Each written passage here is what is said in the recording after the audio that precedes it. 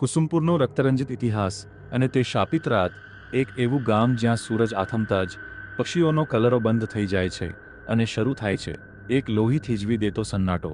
કુસુમપુર. આ નામ સાંભળતા જ આસપાસના ગામના લોકોના ચહેરા ફીકા પડી જાય છે. અહીં રાત્રે ફૂંકાતો પવન ઠંડો નથી હોતો, પણ કોઈ મરેલા માણસના ગરમ શ્વાસ જેવો લાગે છે. લોકો કહે છે કે અહીંના રસ્તાઓ પર માણસો નહીં, પણ માણસોના કફન ફરે છે. વીરેન્દ્ર, જે શહેરની ઝાકઝમાળમાં ઉછર્યો હતો, તેને આ વાતો પર જરાય વિશ્વાસ નહોતો. પણ જેવો તે ગામની સીમમાં પ્રવેશ્યો, તેને અનુભવ થયો કે કોઈ તેની પાછળ પાછળ ચાલી રહ્યું છે. ઓટોવાળાએ તેને ગામના ચોકમાં ઉતારતા જ થરથરતા હાથે કહ્યું, સાહેબ, આ પૈસા નથી જોઈતા, બસ જીવતા રહેજો. રાત્રે જો કોઈ તમારું નામ પાછળથી પોકારે તો ભૂલથી પણ પાછળ ન જોતા, નહીંતર તમારું શરીર અહીં હશે અને આત્મા એના હાથમાં. વીરેન્દ્ર જેવો તેની પુસ્તૈની હવેલીના દરવાજા પાસે પહોંચ્યો. કાટ ખાયેલા દરવાજાએ એક લાંબી અને કર્કશ ચીસ પાડી. અંદર જતાં જ તેને અનુભવ થયો કે તાપમાન અચાનક ઘટી ગયું છે. ત્યાં જ તેને મંજરી મળી. મંજરીનો ચહેરો મીણ જેવો સફેદ હતો અને તેની આંખોમાં કીકીઓ જાણે ગાયબ હતી. તે એકીટશે વીરેન્દ્રને જોઈ રહી હતી. તેણે હળવા અવાજે પૂછ્યું, વીરેન્દ્ર, શું તને તારા દાદાની ચીસ સંભળાય છે? આ હવેલીની દરેક ઈંટમાં આજે પણ તેમનું લોહી વહે છે. રાત્રે જ્યારે વીરેન્દ્ર સૂવાનો પ્રયત્ન કરતો હતો, ત્યારે તેને છત પરથી પાણી ટપકવાનો અવાજ આવ્યો. તેણે ટોર્ચ ચલાવીને જોયું તો એ પાણી નહીં, પણ લાલઘટ લોહી હતું, જે બરાબર તેની પથારીની વચ્ચે ટપકી રહ્યું હતું.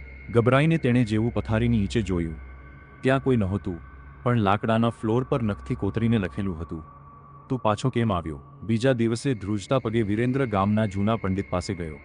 પંડિતે આંધળી આંખોથી વીરેન્દ્ર તરફ જોઈને કહ્યું, તારા દાદાએ જે મંદિર તોડ્યું હતું, તે કોઈ સાધારણ પૂજાનું સ્થાન નહોતું. તે એક પ્રાચીન પિશાચની જેલ હતી.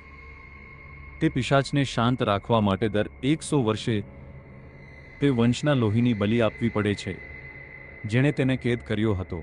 વીરેન્દ્ર, આ 100મું વર્ષ છે, અને મંજરી, એ તો ક્યારની મરી ગઈ છે. જે તને મળી છે, એ તો માત્ર તને આ ભડભડતી જ્વાળા સુધી ખેંચી લાવવાનું સાધન છે. રાતના 12 વાગ્યા. વીરેન્દ્ર ભાગવાનો પ્રયત્ન કરે છે, પણ તે જે ગલીમાં જાય છે, રસ્તો તેને ફરી ફરીને એ જ તૂટેલા મંદિરના કાટમાળ પાસે લઈ આવે છે. અચાનક હવામાં મંજરી પ્રગટ થાય છે. તેનું શરીર વચ્ચેથી ચીરાઈ ગયું હતું અને તેમાંથી એક કાળું 10 ફૂટ ઊંચું બિહામણું, તેનો અવાજ કોઈ પશુ જેવો ઘેરો હતો. તારા લોહીની એક બૂંદ મને મુક્ત કરશે. વીરેન્દ્રની ચીસ ગળામાં જ અટકી ગઈ જ્યારે એ સાયાએ તેના મોઢામાં પોતાનો કાળો હાથ નાખ્યો. આખા ગામમાં એ રાત્રે કૂતરાઓનું રવવું બંધ થઈ ગયું હતું, કારણ કે મોત હવે ચોકની વચ્ચે ઊભું હતું. બીજે દિવસે સવારે કુસુમપુરના એ જ શાપિત ચોકમાં એક નવો કાળો ડાઘ જોવા મળ્યો. વીરેન્દ્રનો સામાન ત્યાં જ હતો, પણ વીરેન્દ્ર ક્યાંય નહોતો. આજે પણ જો તમે કુસુમપુરની એ સીમમાંથી પસાર થાઓ, તો તમને એક યુવાનનો રડવાનો અવાજ સંભળાશે, જે કદાચ આજે પણ એ મંદિરની માટીમાં દબાયેલો છે.